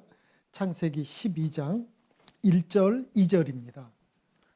구약 성경 창세기 첫 번째 성경이 창세기 12장 1절, 2절을 천천히 찾으셨으면 같이 읽도록 하겠습니다. 여호와께서 아브라함에게 이르시되 너는 너의 본토 친척 아비집을 떠나 내가 내게 지시할 땅으로 가라. 내가 너로 큰 민족을 이루고 내게 복을 주어 내 이름을 창대케 하리니 너는 복의 근원이 될지라. 예. 창세기 11장까지는 모든 인류의 공통적인 고대 역사를 기록해 놨습니다. 그런데 이제 이 성경은 창세기 12장 1절부터 구약 성경 전체 말라기까지 이렇게 두꺼운 이 부분이 한 민족의 역사입니다. 그 민족의 시조 할아버지 이름이 방금 이 성경에 있습니다. 누굴까요? 예, 원래 이름은 아브람이었습니다. 그런데 하나님이 나중에 그 이름을 아브라함으로 이름을 바꿔주거든요. 그 한 민족, 그 민족의 역사가 이렇게 성경에 두껍게 기록되어 있습니다. 다른 종교 경전과 이 성경이 다름이 있다는 것은 다른 종교 경전은 사람의 삶의 이치, 어떻게 하면 선한 사람이 되고 어떻게 하면 훌륭한 인격자가 되고 어떻게 하면 부모를 잘 모시고 나라에 충성하고 많은 사람들에게 존경받는 사람이 될 것인가에 대한 여러 가지 가르침이 기록되어 있는 게 흔히 말하는 종교 경전입니다. 그런데 이 성경은 기타 종교 경전과 달라요. 가장 큰 차이는 성경은 역사책이라는 거예요. 인류의 역사, 한 민족의 역사, 모든 역사가 기록되어 있는 게 성경이라는 거죠. 역사는 객관적인 사실을 기록할 수밖에 없거든요. 왜냐하면 역사는 한 나라의 역사를 보면요, 주변 나라들과 늘 연관관계가 있기 때문에 거짓으로 꾸미면 그게 금방 들통이 날까요, 안 날까요? 들통 납니다. 그래서 객관적인 사실을 기록해야 되는 게 역사책이고, 그래서 대부분의 역사는 후대 선조의 일을 기록하든지 동시대의 일을 기록하는 것이 역사거든요. 조선 왕조실록 우린 기억하고 계시죠? 예, 왕들의 일들을 객관적인 사실에 기초해 가지고 기록합니다. 그 기록한 사람을 사관이라고 하죠. 왕도 그건 함부로 들여다볼 수 없거든요. 객관적으로 기록하는 거죠. 그런데 이 성경에 나와 있는 이스라엘 민족의 역사는 세상 역사와 책과는 좀 다름이 뭐냐면요, 먼저 기록되고 기록된 대로 그 나라의 흥망성쇠가 이루어지더라는 거죠. 세상에 이런 역사가 어디 있습니까? 그 나라가 세워지기도 전에 그 나라가 이렇게 세워질 것이다. 그리고 그 나라가 한때는 이렇게 부강해질 것이다. 또 그 나라가 이렇게 쫄딱 망할 것이다. 그 망한 모습도 아주 구체적으로 기록이 되거든요. 어느 나라에 망할 것인지도 미리 기록되거든요. 그리고 그들이 포로로 끌려간 이야기도 기록되어 있고, 포로로 끌려가서 얼마 동안 거기서 포로살이를 하다가 다시 돌아오는 것도 미리 기록되어 있습니다. 그러니 이 성경을 자세히 보고 나면 하나님 없다 이렇게 말하려면 자기 양심을 속여야 돼요. 그럴 수 없거든요. 그래서 우리는 이제부터 이스라엘 한 민족의 역사를 개략적으로 성경을 통해서 쭉 훑어볼 겁니다. 학교 다닐 때 국사 시간 재밌으셨어요? 세계사 시간 재밌으셨어요? 고개를 막 흔드시네요. 저는 재밌었는데. 근데 제일 힘든 게 뭐 왕들의 연도를 외워야 되고 이름을 외워야 되고 막 이런 것 때문에 힘들었잖아요. 시험 봐야 되니까요. 근데 지금은 그런 거 시험 없습니다. 연도 안 외우셔도 됩니다. 왕들 이름 기억 안 하셔도 됩니다. 그러나 분명하게 아셔야 될 것은 있어요. 그 뒤에 하나님이 계시냐 안 계시냐 이것만 생각하고 이스라엘 역사를 쭉 보고 연관된 나라들의 역사를 쭉 살펴보면 놀랍니다. 와, 하나님 계시구나. 하나님 안 계시다면 도저히 이해될 수 없는 일들이 벌어지거든요. 그래서 이스라엘 역사를 지금부터 좀 살펴볼 건데요. 그 나라의 시조 할아버지가, 그 민족의 시조 할아버지가 아브라함이라겠는데요. 먼저 이게 로마서 3장 23절에 이런 말씀이 있습니다. 하나님은 홀로 유대인의 하나님 뿐이시뇨 또 이방인의 하나님은 아니시뇨 진실로 이방인의 하나님도 되시느니라. 예전에 어떤 어르신을 상담한 일이 있었는데요. 그 어르신이 저에게 대뜸하시는 말씀이 아니 왜 우리 한국 사람이 저 서양 종교 그 교주 그리고 그 교주가 믿는 그 하나님을 우리가 왜 배워야 되냐고 막 흥분해가지고 저한테 막 따지시더라고요. 그래서 아이고 그러셔요 어르신. 그러면 어르신이 믿는 종교는 뭔데요? 그랬더니 우리 민족에 고유한 종교가 있다고 하더라고요. 그래서 그게 뭡니까? 그랬더니 우리 할아버지 할머니 때는 불교였고 자기는 고유한 우리 종교인 유교를 믿고 계신다 하더라고요. 그래서 아이고 그래요. 고유한 종교가 우리 고유한 종교가 불교입니까? 근데 제가 알기로는 불교는 저기 인도에서 시작해가지고 중국을 거쳐서 우리나라 땅으로 왔는데요. 그 전래했던 그 비도 있는데요. 그랬더니 하시더라고요. 유교는 우리 것이 아니고 저 중국에서 시작된 것을 조선이 이렇게 조선시대에 들여온 것인 것 같은데요. 그랬더니 그러시더라고요. 그러면서 또 하시는 말씀이 교회 다니는 것들은 싼 것들이라고. 제사를 모른다고. 그래서 제가 알고 있는 성경에는 제사의 근원이 여기에 나와 있고 제사를 어떻게 지내는지 제물은 어떻게 바치는지 레위기라는 성경에 보면 아주 자세히 나와 있는데요. 그랬더니 아이고 그런 것은 제사가 아니다고 하면서 밥상을 차리고 막 이런 걸 막 말씀하시더라고요. 그래서 혹시 어르신 우리나라에서 이렇게 부모님 돌아가셨을 때 밥상 차리는 제사가 수천 년 전부터 이렇게 내려온 고유한 풍습일까요? 그랬더니 갑자기 아무 말씀 안 하시더라고요. 그거야 나도 모르지 그러시더라고요. 그래서 한번 알아보셔요. 그런 밥상 차리는 제사는 수천 년 전부터 우리가 지내는 게 아니고 얼마 안 된다고. 역사가 그렇게 길지 않다고. 그랬더니 이분이 깜짝 놀라시더라고요. 예, 알아보면요. 우리가 많은 것들을 오해하고 있다는 것도 우리는 알게 됩니다. 성경을 보면요. 하나님은 그저 이스라엘 사람들, 그 유대인들의 하나님만은 아니라는 거죠. 온 인류의 하나님이시라는 걸 알고 되거든요. 우리 조상님들의 하나님, 그 하나님도 여호와 하나님이시라는 것을 우리는 알게 됩니다. 그래서 옛 고대사도 우리가 성경 안에서 배우는 거고요. 또 유대인들을 우리가 알아보고 배우는 것, 그들의 역사를 배우는 것은 뭔가 우리에게 교훈이 있기 때문이거든요. 그래서 로마서 15장 4절에는 이렇게 말씀하십니다. 무엇이든지 전에 기록한 바는 우리의 교훈을 위하여 기록된 것이니 우리로 하여금 인내로 또는 성경의 안위로 소망을 가지게 함이니라 라고 했습니다. 우리에게 교훈을 주시려고 역사를 통해서 교훈을 주시려고 어느 유명한 사람이 역사를 통해서 교훈받지 못한 민족은 희망이 없대요. 우리는 역사를 배워보면 무엇을 알게 되냐면요. 특별히 이스라엘 역사를 배워보면 무엇을 알게 되냐면요.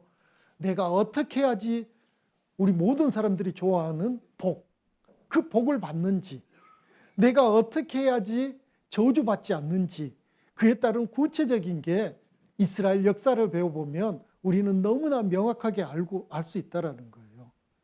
여러분들 다 복받고 싶으시죠? 저주받고 싶지 않죠?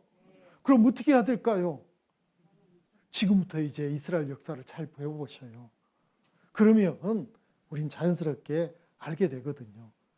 이스라엘 그 나라가 어디에 있느냐 잘 아시겠지만 한국은 동쪽 끝, 그래서 동방 A지국 이렇게 우리를 표현하지 않습니까? 동쪽 끝에 있습니다. 미국은 서쪽 끝, 그 서양 사람들 이렇게 하죠. 이스라엘은 지구 한가운데 여기에 있습니다. 작은 나라입니다. 국기는 이렇게 생겼습니다. 이 가운데 별이 다윗의 별이라는 그 문양이고요. 이렇게 돼 있고요. 지도상에 보면 지중해 연안에 있는 아주 조그마한 나라입니다. 인구는 약 870만 명, 세계 98위예요. 진짜 작은 나라죠. 면적은 남한 면적의 5분의 1. 우리 남한도 작다고 하는데 여기에 5분의 1밖에 안 됩니다. 강원도 정도 크기밖에 안 됩니다. 독립은 1948년 5월 14일 날 독립했어요. 우리는 광복을 1945년 8월 15일 날 했는데 3년 뒤에 독립했습니다. 이스라엘 민족 혹은 유대인이라고도 부릅니다. 또 노벨상 가장 많이 받은 나라가 민족이 이스라엘 민족입니다. 최근에 우리나라에도 경사가 났죠. 예, 드디어 우리나라에서도 노벨상 받았습니다. 무슨 상 받았을까요? 예, 노벨 문학상. 그 전에 돌아가신 대통령님이 한 번 받으셨죠. 노벨 평화상. 노벨 평화상은 그 공부나 이런 쪽하고는 아무 관계가 없습니다. 근데 어쨌든 노벨 문학상을 우리나라도 받아서 정말 나라 전체가 경사였습니다. 근데 이스라엘은 우리보다 훨씬 작은 나라인데요.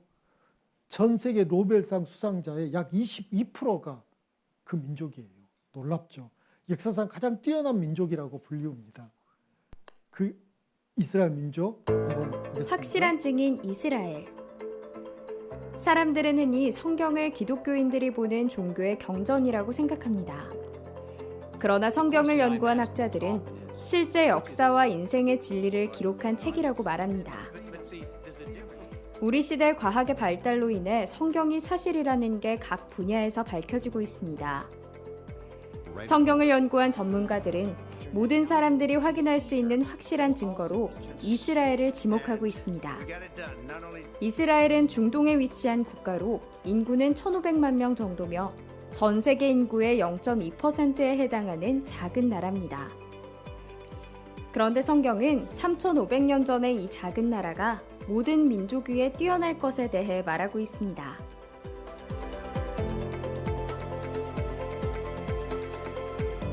사람들은 이스라엘 민족을 다른 말로 유대인이라 부르는데 역대 노벨상 수상자의 22%가 유대인입니다.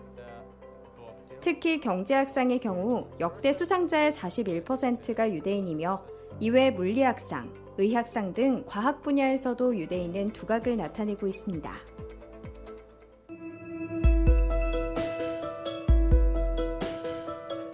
명문대 진학률에서도 유대인은 높은 수를 차지하고 있는데요. 미국 상위 15개 대학의 유대인 비중은 21%가 넘습니다. 이뿐 아니라 아인슈타인, 미국의 전 국무장관 헨리 키신저, 미국의 경제 대통령이라고 불리는 앨런 그린스펀, 세계 영화를 움직이는 스티븐 스필버그, 이들의 공통점이 유대인이라는 겁니다. 세계 메이저 영화사인 파라마운트, 메트로 골드윈 메이어, 콜롬비아 피처스, 위너 브라더스, 20세기 폭스필름 등은 유대인이 설립했으며 미국의 3대 방송사 CBS, ABC, MBC 또한 유대인이 설립했고 지금도 소유하고 있습니다. 이외에도 미국에서 유대인의 영향력은 절대적입니다. 1900년 동안 전 세계에 분산돼 망했던 이스라엘이 이렇게 강한 나라가 될 거라고 그 누구도 상상하지 못했을 겁니다. 그러나 성경은 지금부터 3,500년 전부터 이스라엘이 반드시 회복되고 세계 모든 나라 위에 뛰어나게 될 것을 예언했습니다. 이스라엘은 성경이 사실이라는 많은 증거 중 하나에 불과합니다. 성경을 더 자세히 확인해 본다면 하나님의 존재와 인생의 진리를 확인하고 참된 행복을 찾을 수 있습니다. 네, 그래서 이스라엘을 배워봐야 합니다.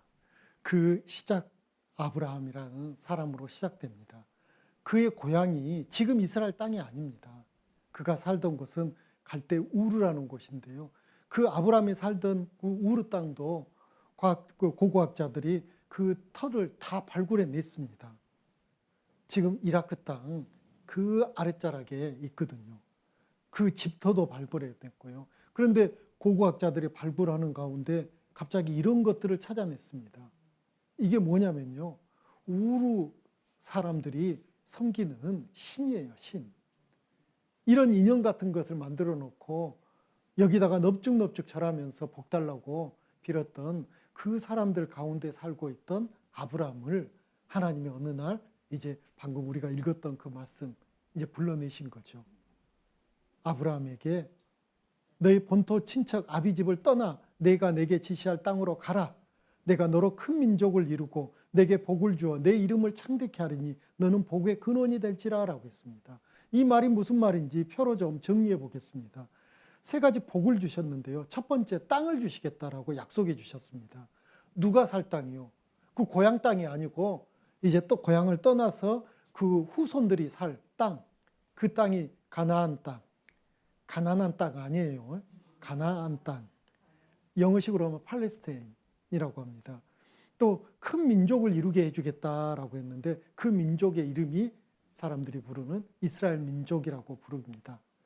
그리고 복의 근원이 되게 해주겠다, 이 말은 이제 이 성경 강연의 마지막 부분에 이게 설명이 될 텐데요. 세상 모든 사람, 시대를 초월하고 지역을 초월하고 인종을 초월해서 세상 모든 사람이 복을 받을 수 있는 복의 근원이 되시는 예수님이 바로 아브라함의 후손을 통해서 이 땅에 오시거든요. 그래서 이 세 가지 약속을 아브라함에게 해주셨습니다. 갈대 우르가 바로 이곳이거든요. 이라크 땅 하루에 있는 이곳에 살던 아브라함에게 땅과 민족과 복을 약속해 주시면서 먼 길을 떠나겠는데 바로 이 땅이 가나안 땅입니다. 지금 이스라엘 나라가 있는. 왜 하나님은 그 당시에도 많은 민족이 있었는데 새로운 민족을 만드셨냐면요. 그들을 통해서 하실 일이 있거든요. 첫 번째, 말씀을 기록하게 하는 것을 이스라엘 민족에게 맡기셨다는 겁니다. 그래서 로마서 3장 1절, 2절에 보면 그 내용이 나오거든요. 그런즉 유대인의 나음이 무엇이며 할례 유익이 무엇이뇨. 2절은 같이 읽겠습니다. 범사에 많으니 첫째는 저희가 하나님의 말씀을 맡았음이니라. 그래서 성경에 대해서 첫날 배우셨습니다. 이 성경은 몇 권으로 되어 있습니까? 66권. 그리고 이 성경을 기록한 사람은 약 40명. 근데 그들이 다 유대인이라는 거죠. 성경을 기록한 사람도, 성경을 보존한 사람도, 성경을 또 널리 퍼뜨린 사람, 전해주는 사람들도 유대인들이었다는 것을 우리는 역사를 통해 알고 있습니다. 그래서 그 유대인에게 하나님은 하나님의 말씀인 이 성경을 맡기셨죠. 그래서 그들은 지금도 성경, 즉 하나님의 말씀이라면 그들은 목숨을 겁니다. 그래서 덕분에 우리가 이렇게 쉽게 성경을 읽을 수 있는 그런 복도 우리가 덤으로 누리고 있습니다. 유대인들을 통해서 하나님은 하나님의 말씀을 전해주고 기록하고 보존하고 전파하는 그 일을 맡기셨다는 것을 우린 기억해야 됩니다. 또 유대인은 특별한 민족인 게 하나님을 증거하는 민족이거든요. 증인이라고 합니다. 여기 이사야서 43장 10절에 이렇게 말씀하시거든요. 같이 한번 읽어보도록 하겠습니다. 나 여호와가 말하노라. 너희는 나의 증인, 나의 종으로 택함을 입었나니 이는 너희로 나를 알고 믿으며 내가 그인 줄 깨닫게 하려 함이라. 나의 전에 지음을 받은 신이 없었느니라. 나의 후에도 없으리라. 여호와 하나님이 말씀하셔요. 너희는 나의 증인이라는 거죠. 하나님의 증인이라는 겁니다. 그들이 누구라고요? 유대인들. 그런데 요즘 가끔씩 그 둘씩 짝지어 가지고 집집마다 초인종 누르면서 이렇게 하나님 믿으세요 하는 사람들 있잖아요. 근데 그들은 뭔가 잘못 알고 있는 거예요. 그들이 하나님의 증인일 수는 없죠. 성경에서 하나님의 증인, 여호와의 증인은 유대인이죠. 그들이 유대인이라면 그게 가능한데 한국 사람인데 그건 아니죠. 우리는 그리스도의 증인은 될 수 있어도 여호와의 증인으로는 우리는 쓰임받는 수 없습니다. 왜 증인이 필요하냐면요. 하나님 살아계시다는 것을 확실히 증거하는 도구가 필요했거든요. 재판이 열렸습니다. 재판에서 이기려면 어떻게 해야지 이길 수 있을까요? 목소리 크면 이깁니까? 막 큰 소리 치면 재판에서 이길 수 있어요? 그러다가 덜 크게 벌 받을 겁니다.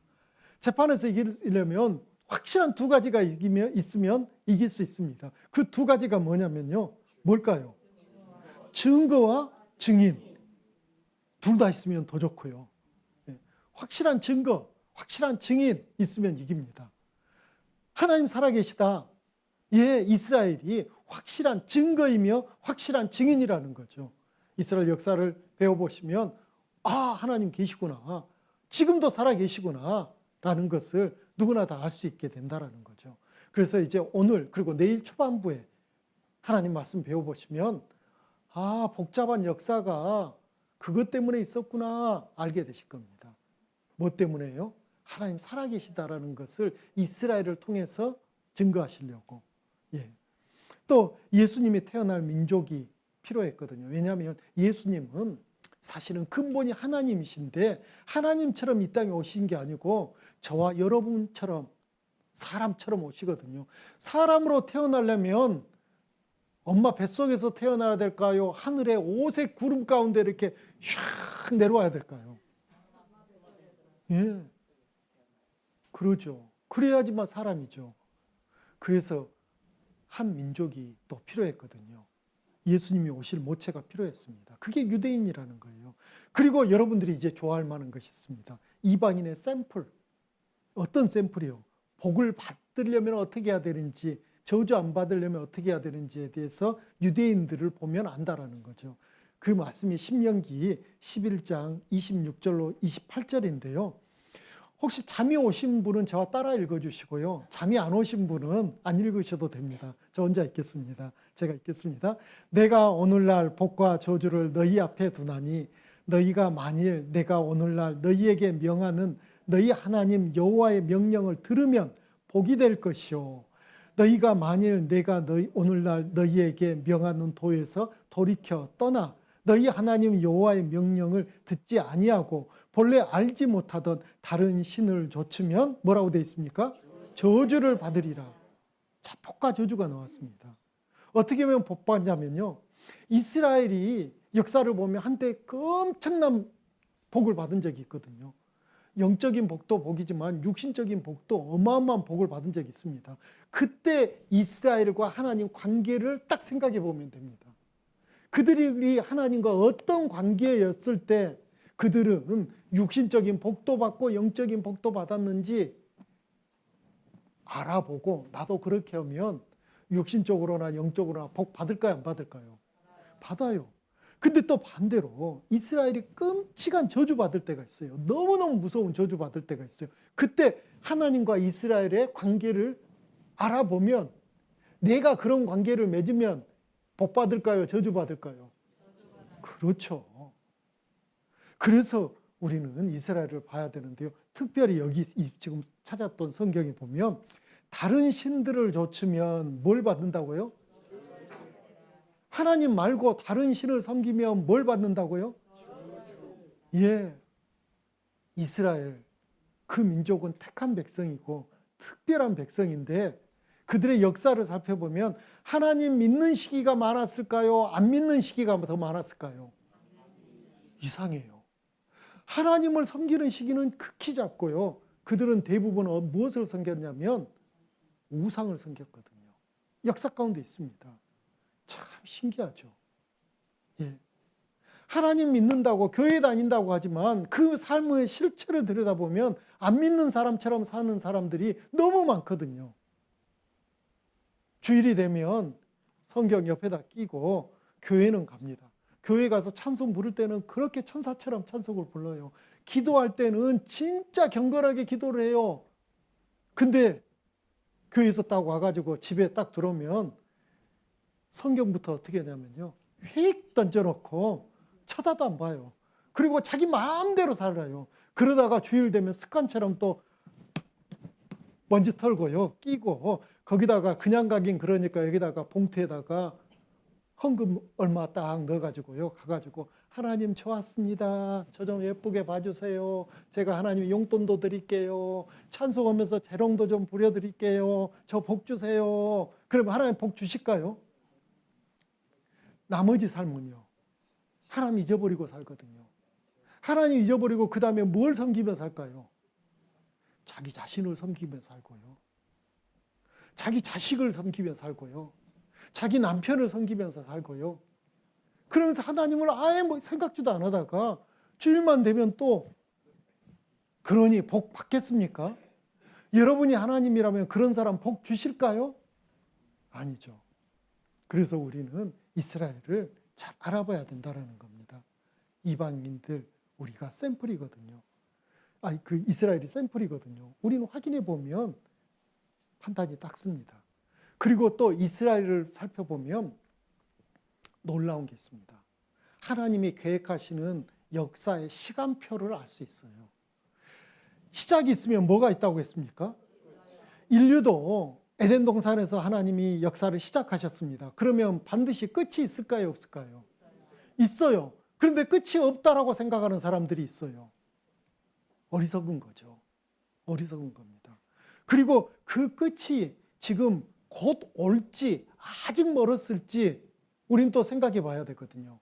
무엇으로 통해서요? 하나님 말씀을 통해서. 많은 사람들이 종말에 대해서 이야기를 하고 끝날에 대해서 이야기를 하면 아주 과민 반응을 보인 사람들이 있어요. 왜냐하면 예수님 때에도 예수님 입으로도 말세라 했거든요. 예수님 제자들도 말세가 가깝다라고 외쳤거든요. 그런데 지금 몇 년 지났습니까? 2000년이 지났어요. 예수님 때도 말세라 했는데 2000년이 지났는데 지금도 또 말세라게요. 그러니까 사람들이 에이구 이러거든요. 그런데 아닙니다. 역사를 배워보십시오. 성경을 통해서요.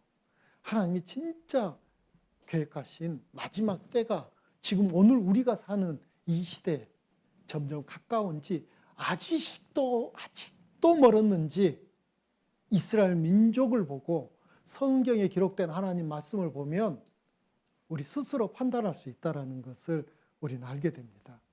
그래서 이스라엘 민족을 우리는 알아보고 알아봐야 됩니다. 또 성경에 보면 하나님은 왜 이스라엘 아브라함을 통해서 그 민족을 만들어서 선택하셨는가? 이유가요. 첫 번째는 모든 민족 중에 수요가 적은 민족이 있거든요. 여기 신명기 7장 7절에 여호와께서 너희를 보고 너희를 기뻐하시고 너희를 택하심은 너희가 다른 민족보다 수요가 많은 연고가 아니라 너희는 모든 민족 중에 가장 적으니라. 가장 적을 수밖에 없는 게 아브라함 한 사람으로부터 시작되고 그때 아브라함을 부르실 때 아브라함은 자식이 아직 없을 때거든요. 그 작은 한 사람으로 시작되는 그 민족을 통해서 세상에 놀랄 만한 일들을 하나님은 벌리셔요. 그러니까 사람들은 주목할 수밖에 없죠.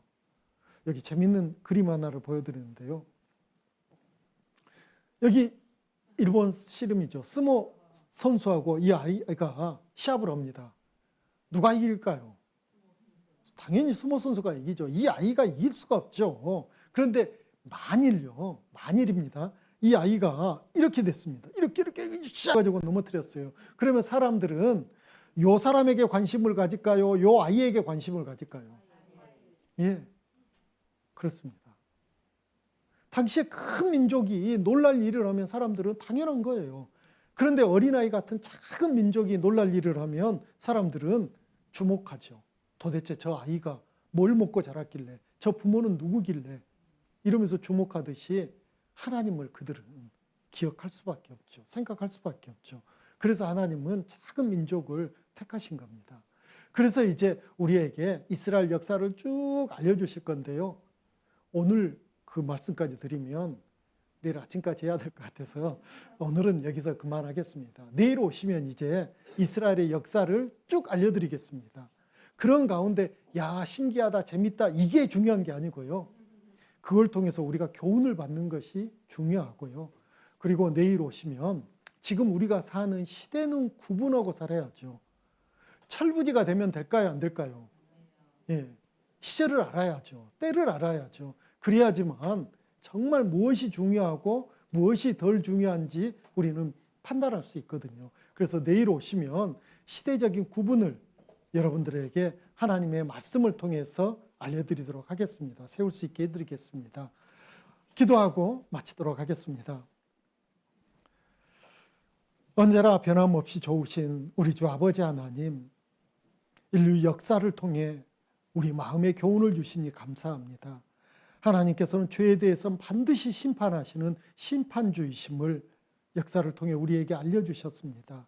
우리 각 사람도 심판주 되시는 하나님 만날 날이 곧 옴을 알고 있습니다. 이제 준비케 도와주시옵소서.